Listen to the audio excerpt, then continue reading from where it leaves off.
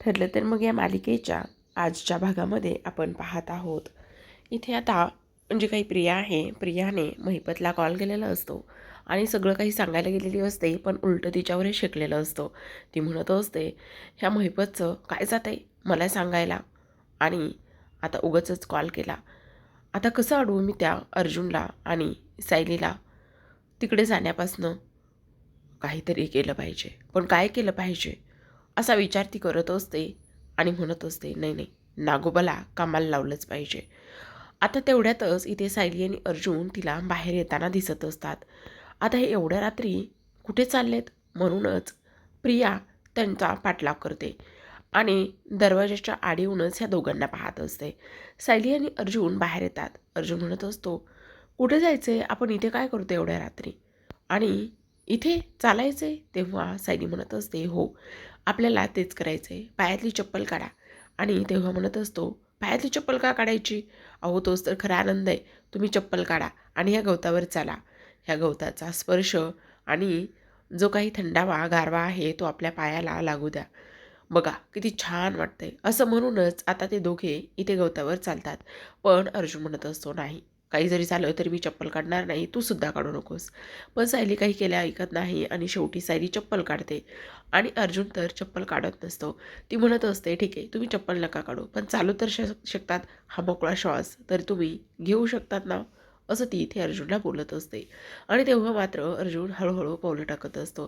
आता इथे काय बोलायचं, तर इथे मात्र अर्जुनने असा विषय काढलेला असतो, तो म्हणजेच की आम्ही जेव्हा कॉलेजमध्ये होतो तेव्हा मात्र असाच गवतावर बसून छान अभ्यास करायचो. तेव्हाच आता प्रिया ऐकत असते.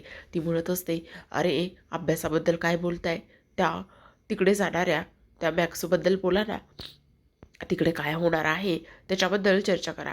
तिकडे जर कशासाठी तुम्ही जाणार आहेत ते जर मला कळलं तरच मग मात्र मला सगळं काही करता येईल. पण इथं तर हे मस्त अभ्यासाबद्दल गप्पा मारत बसलेले आहेत. आता इकडे मात्र अर्जुन आणि सायली त्या अभ्यासाच्या खूप छान पद्धतीने गप्पा रंगवत असतात. आणि तेव्हाच आता सायली पुन्हा अर्जुनला म्हणत असते, अर्जुन सर तुम्ही असं काय करताय, प्लीज काढा ना चप्पल. बघा ना, चप्पल काढल्याच्यानंतर किती छान अनुभव येतो. तुम्ही काढणार आहेत का नाही चप्पल? तेव्हा तो म्हणत असतो, नाही मी अजिबात चप्पल काढणार आहे. तेव्हा आता ती म्हणत असते, ठीक आहे ऑफिसचे शूज पण आणून देते, मग ते घाला. असं म्हणूनच आता इकडे दुसऱ्या बाजूला प्रियाने नागोबाला फोन केलेला असतो. पण नागोबा मात्र तिचा फोन कट करत असतो. एकदा झालं दोनदा झालं पण फोन कट करतो. तिसऱ्या वेळेस जेव्हा प्रिया फोन लावते तेव्हा मात्र नागोबा फोन उचलतो आणि तिकडून प्रिया म्हणत असते, काय चाललंय? तेव्हा इथे फोन कट करताय. तेव्हा आता इथे तो म्हणत असतो, एवढ्या रात्री फोन करतेस मग कट करणार आहे तर काय करणार?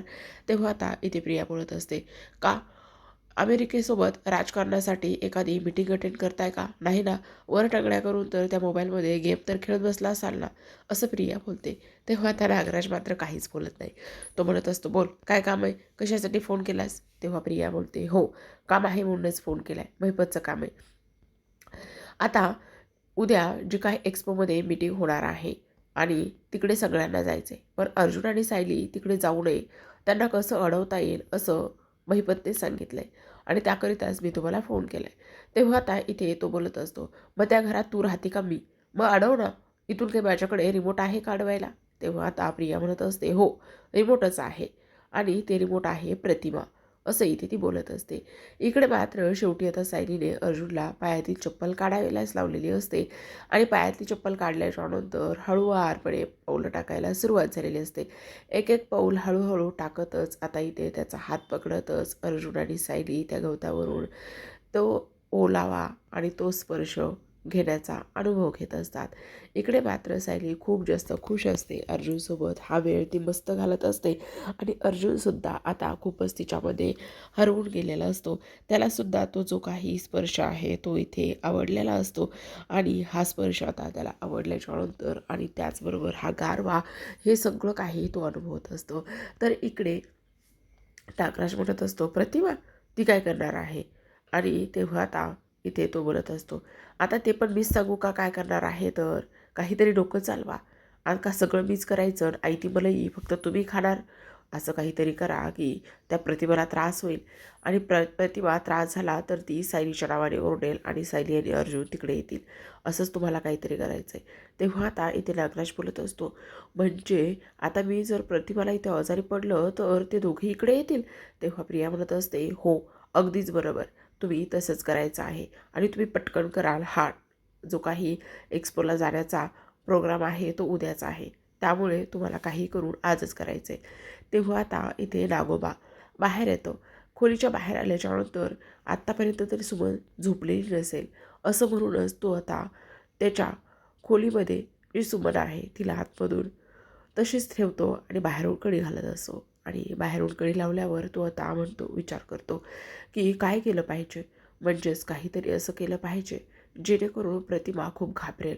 ॲक्सिडेंट तर नाही करू शकत एवढ्या रात्री, मग काय करावं बरं. प्रतिमा वहिनी आगीला खूप घाबरते, म्हणूनच मग तो काय करतो, आग आग लावायचं ठरवतो. पण आता आग कुठे लावणार, घरात नाही, घरात तर नाही लावू शकत असा विचार तो करतो. इकडे मात्र आता प्रतापराव फोनवर बोलत असतात मित्रांशी आणि त्यांचे मित्र पण उद्याच्या एक्सपोला येणार असतात. तेवढ्यातच आता इथे प्रतिमाने साड्या काढलेल्या असतात. तिच्याकडे खूप सुंदर सुंदर साड्या असतात आणि तिने बाहेर काढलेल्या असतात आणि ती म्हणत असते, अहो बघा ना. तेव्हा ते म्हणतात, अगं काय हे प्रतिमा, एवढ्या साड्या का काढून बसलीस तू. त्यावर प्रतिमा कल्पना म्हणत असते, अहो मला कळतच नाही, सुचत नाही मी साडी कुठली नेसावी. तेव्हा आता इथे प्रतापराव म्हणत असतात, अगं कल्पना, तुला एक गोष्ट कळते का, तू कुठलीही जरी साडी नेसलीस ना तरी तू सुंदरच दिसतेस, तू मुळात आहेसच सुंदर. तेव्हा आता इथे कल्पना म्हणत असते, अहो ते सगळं काही खरं आहे, पण आता हा जो काही एक्सपोमध्ये जायचा आहे तिथे खूप मोठे मोठे लोक येणार आहेत आणि त्यामुळे आपण सुद्धा चांगलं दिसलंच पाहिजे ना. त्यावर आता प्रतापराव म्हणत असतात, हो ते सुद्धा अगदी खरंच आहे, पण आता तिथे तो महिपत येणार आहे त्यामुळे थोडंसं टेन्शनसुद्धा आलेलं आहे. ह्या सगळ्या काही गोष्टी आता इथे ते बोलत असतात. आता मात्र कल्पनाने मस्त सुंदर अशी एक साडी काढून ठेवलेली असते आणि ती साडी नेसूनच तिकडे जाणार असते, त्यामुळे ती खूप जास्त खुशसुद्धा असते. इकडे आता नागराजने अंगणामध्ये जो काही पालापाचोळा असतो तो पूर्णतः जमा केलेला असतो आणि पूर्ण पालापाचोळा जमा केल्याच्यानंतर तिथे आग लावलेली असते आणि ओरडत असतो, ओ देसाई, रोज ओरडताना आमच्या अंगणातला पालापाचोळा तुमच्याकडे येतो म्हणून आता तो पालापाचोळा अजिबातच तुमच्याकडे येणार नाही, असं म्हणून जोराजोरात आवाज करत असतो. तेवढ्यातच आता बाहेर काय झालंय म्हणून प्रतिभा पाहायला येते. भाऊजी काय झालंय, का ओरडताय एवढं, काय ओरडताय एवढं. कारण सुमनला तर त्याने आतून कडी लावलेली असते आणि जेव्हा आता प्रतिभा येते तो म्हणत असतो, बघ किती पालापाचोळा होता, सगळा पालापाचोळा आम्ही आता इथे भेटून दिलेला आहे. ते देसाई खूपच ओरडायचे ना, त्यामुळे आता ओरडण्याचा काही संबंध नाही आहे. बघ किती मोठी आग लावली, ह्या आगीमध्ये सगळे जळून जातील, सगळं काही खाक होईल, सगळं जळून जाईल, असे इथे तो बोलत असतो. आणि काय होतंय प्रतिभा वहिनी तुला. तेव्हा आता प्रतिभा त्या आगीकडे पाहत असते आणि ही प्रतिभा ओरडायला सुरुवात करते, आग आग करून, आग आग करून ओरडायला सुरुवात करत असते. आणि तेव्हाच मात्र इथे आता जो काही नागोबा आहे तो तिला सावरण्याचं काम करतो. आणि तेवढ्यातच आता इथे रविराज येतात. रविराज प्रतिमाला पकडतात आणि विचारतात, अगं प्रतिमा काय झाले, अगं प्रतिमा काय झाले, तू अशी का ओरडतेस, तू अशी का ओरडतेस, सगळं काही ठीक आहे ना. अरे नागराज काय हे, अरे दादा मी फक्त हे पालापाचोळा जाळला होता, असं इथे तो सांगतो. आता इकडे मात्र घरामध्ये प्रिया येते. प्रियाला वाटतं अश्विन मस्त झोपलेला असेल, पण अश्विन तिची वाट बघत जागाच असतो. आणि तेव्हा समोर प्रिया पाहिल्याच्या नंतर आता इथे तो तिला विचारतो, काय गं कुठे गेली होतीस. तेव्हा ती बोलत होते, काही नाही यार इथेच होते. तेव्हा तो म्हणत असतो, पण तू आणखी जागाच कसा. तेव्हा आता अश्विन म्हणत असतो, हो तू रागवली होतीस ना, म्हटलं रुसलीस की काय पाहावं, पण तू काय करत होतीस. अरे काही नाही, फोनवर बोलत होते. फोनवर कोणाशी एवढ्या रात्री. काकांशी. काकांशी आणि एवढ्या रात्री.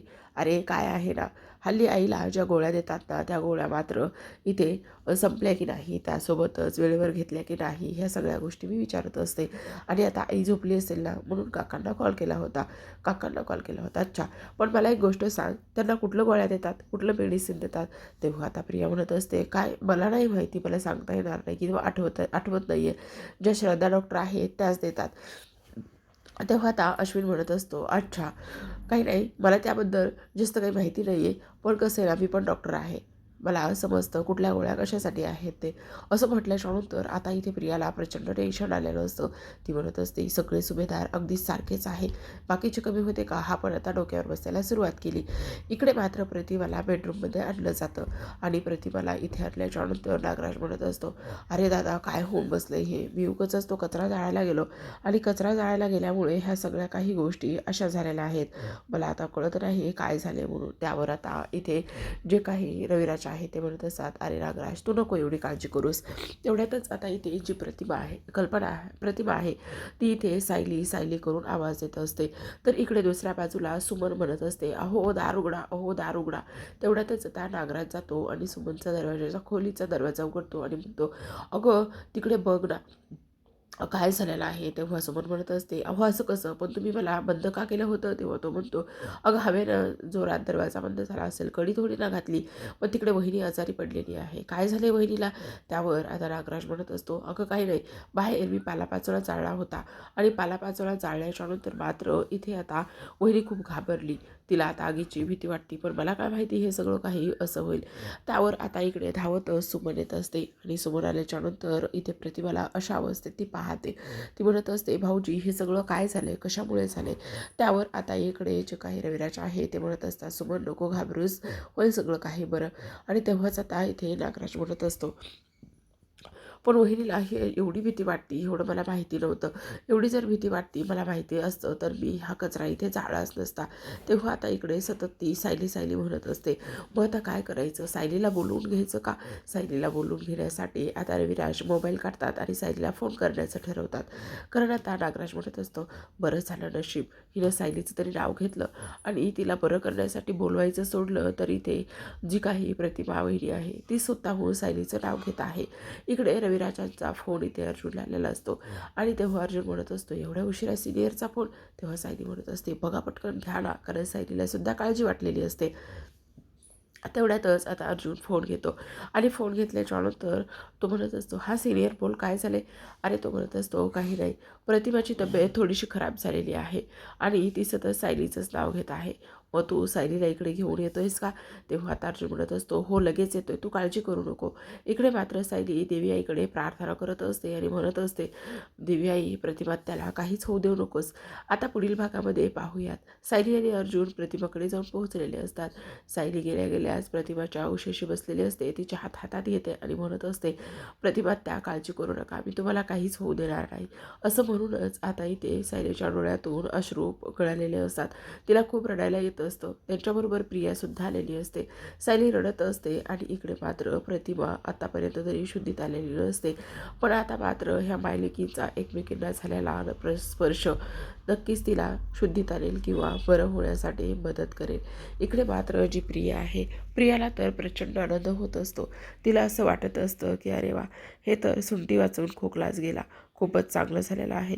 ह्या सगळ्या काही गोष्टी अशा पद्धतीने झालेल्या असल्या कारणाने तर आता प्रेक्षकांनो इकडे मात्र दुसऱ्या दिवशी आता इथे मात्र रविराज आणि प्रतापसुद्धा एक्स्पोला जाऊन पोहोचलेले असतात आणि सोबतच इथे महिपत आणि साक्षीसुद्धा.